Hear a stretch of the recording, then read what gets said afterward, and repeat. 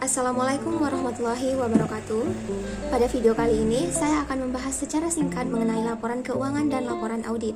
Pada video kali ini, saya harap dapat menambah wawasan pengetahuan kepada kita semua yang menonton video ini. Nah, sebelum masuk ke topik pembahasan pada presentasi kali ini, saya akan memperkenalkan diri terlebih dahulu.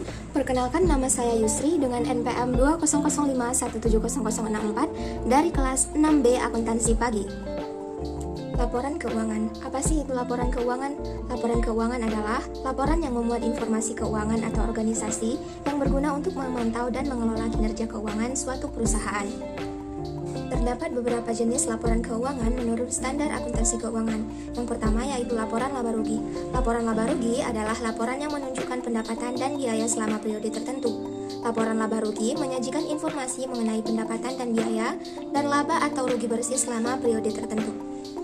Yang kedua, laporan perubahan modal. Laporan perubahan modal merupakan sebuah pencatatan keuangan yang menampilkan perubahan modal dalam suatu periode tertentu. Laporan ini dibuat agar perusahaan dapat mengetahui informasi terkait peningkatan ataupun penurunan aktiva bersih pada periode tertentu. Selanjutnya, yang ketiga ada neraca. Neraca adalah laporan keuangan yang menyajikan posisi keuangan perusahaan pada akhir periode tertentu. Neraca terdiri dari dua sisi, yaitu sisi aktiva dan sisi pasiva.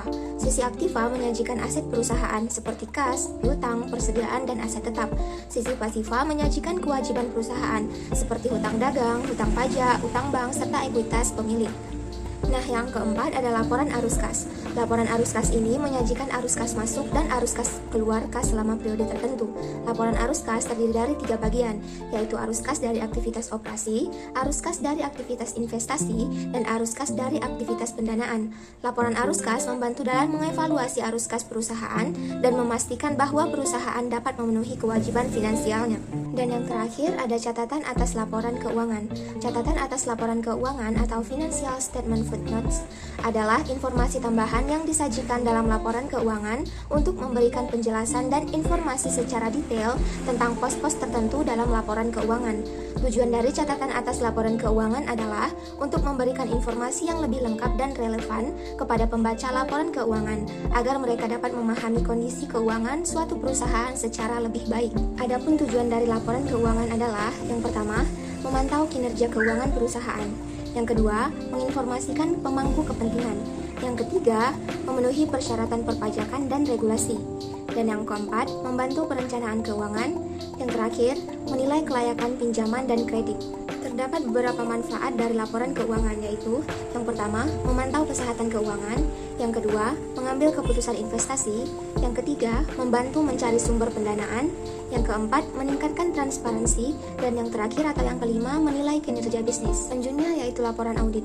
Laporan audit merupakan laporan yang disusun oleh auditor independen setelah melakukan pemeriksaan dan penilaian atas laporan keuangan suatu perusahaan atau entitas lainnya.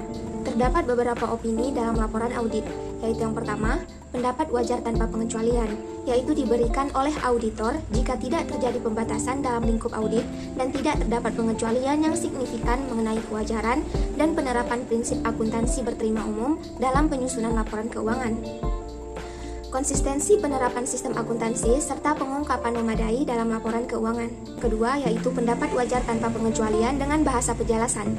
Ini terjadi jika terdapat hal-hal yang memerlukan bahasa penjelasan. Akan tetapi, laporan keuangan tetap menyajikan secara wajar posisi keuangan dan hasil usaha perusahaan klien. Auditor dapat menerbitkan laporan audit bahasa baku dengan bahasa penjelasan. Yang ketiga, pendapat wajar dengan pengecualian. Ini terjadi jika auditor menjumpai kondisi seperti lingkup audit dibatasi oleh klien, laporan keuangan tidak disusun sesuai dengan prinsip akuntansi berterima umum, dan lain sebagainya.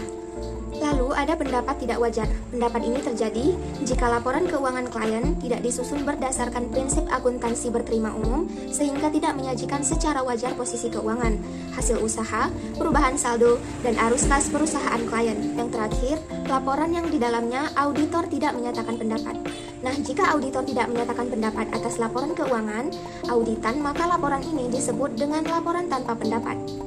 Fungsi dari laporan audit, yang pertama, menjamin keandalan laporan keuangan. Yang kedua, menilai efektivitas sistem pengendalian intern. Selanjutnya, memastikan kepatuhan terhadap standar akuntansi yang berlaku. Kemudian, memenuhi persyaratan hukum dan peraturan, lalu meningkatkan kredibilitas perusahaan. Terima kasih kepada yang telah menonton video ini. Wassalamualaikum warahmatullahi wabarakatuh.